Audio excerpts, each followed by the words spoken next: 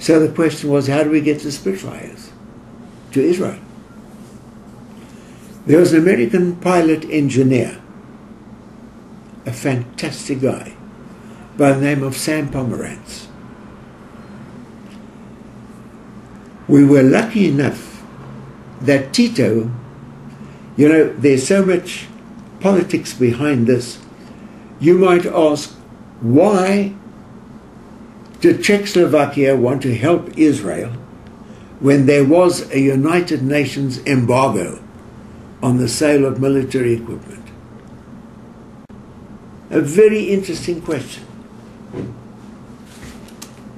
And the truth is that it was really the Russians behind the scenes. The Russians wanted to establish a foothold in the Middle East because of oil.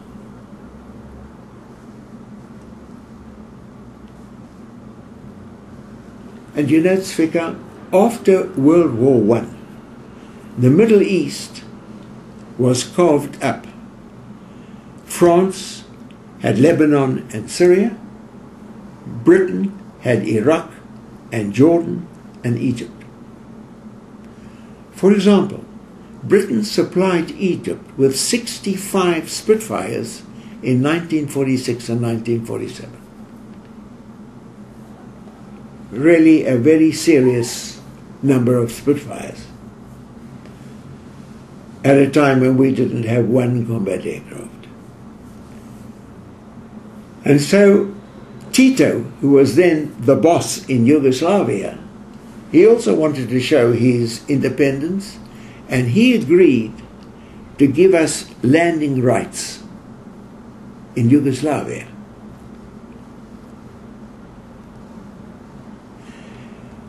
So Sam Pomerantz, he stripped the Spitfire of its armor plating, its guns, its cannons, its cameras, its oxygen, its navigation, everything he took out.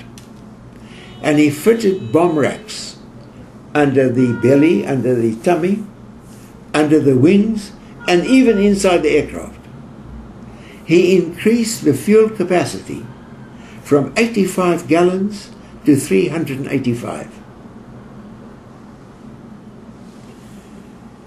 So they flew the aircraft from Czechoslovakia to Yugoslavia, from Zatek to Nikšić. Those were the two bases, Zatek in Czechia and Nikšić in Yugoslavia. And from Yugoslavia, they flew to Israel. And how was this done? We had a C-46 aircraft as a mothership. She led them because all their instruments were taken out of the aircraft. And they flew with this mothership. Then we had a second C-46 with air-sea rescue equipment in case they came down in the Mediterranean. The first flight of 6 aircraft, one of them unfortunately crashed in Yugoslavia. 5 left Yugoslavia. 2 of them, Modialon and Borisinia, had problems with their fuel system. They had to land at Rhodes Island near Greece. They were thrown into prison as communist spies. The revolution was on in Greece at the time. The aircraft were taken away. Fortunately, the Mossad got them out after 2 or 2.5 weeks out of prison. And so we got the first 3 Spitfires out of this bunch in Israel, led by Sam Pomerantz, the guy who did this fantastic job. Sam Pomerantz. Then they started getting the rest of the Spitfires, and now we are already in the month of December 1948. The army, their main operation was going to be against the Egyptians to expel them from the Negev and into Sinai. The Air Force was absolutely critical to the operation. During that period, we got out, I think, 18 aircraft, because they all had to be tested and so forth before this long trip. The flight from Yugoslavia to Israel took between 5.5 to 6 hours. The manufacturer of the Spitfire in England said this was impossible. Never, never, never could it be done. When they arrived at Tel Nof, they had drops, teapot of fuel left in their tanks. It was one of the greatest epics in aviation history. Unbelievable. And here I want to mention that two Israelis, Moti Hod and Danny Shapiro, they had only 6 hours of flying experience on the Spitfires in Czechoslovakia, and these boys flew these aircraft from Czechoslovakia to Israel. And then, of course, Marty was commander of the Air Force in the Six-Day War, and Danny Shapiro became a world-famous test pilot. He tested the Mirage for the French Air Force.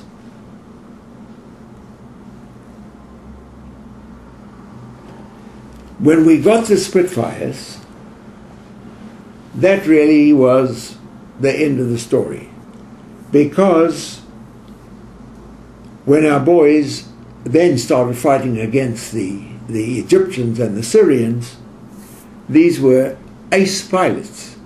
Now the top ace pilot was a non-Jew, McElroy, Canadian. The third pilot with the biggest score was Jack Boyle, Canadian guy. But then there were, of course, a number of the Jewish pilots who were excellent pilots. And then I must tell you this story. Have you heard of the name of Buzz Burling? This is a story I feel I really should tell you, Tzvika. Buzz Burling was a top-ranking Canadian fighter ace in World War II. He shot down 32 enemy aircraft and he damaged 9. He himself was shot down 3 times, and on his way home to Canada, the aircraft in which he was travelling crashed and only 3 guys survived, and he was one of them. The State of Israel was declared on the 14th of May, 1948. Within 5 days, Burling went to the Haganah and said he was prepared to fly for Israel. He came from a very devoted Christian family who loved the Old Testament, the Tanakh, and the history of the Jewish people. And this guy felt, with his ideology and his religious background, he was ready to fly for Israel. He arrived in Rome, and he, together with another excellent RAF pilot by the name of Leonard Cohen,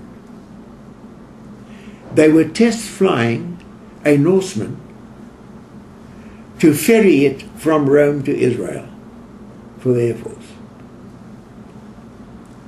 The aircraft exploded in midair. Both of them were killed instantly.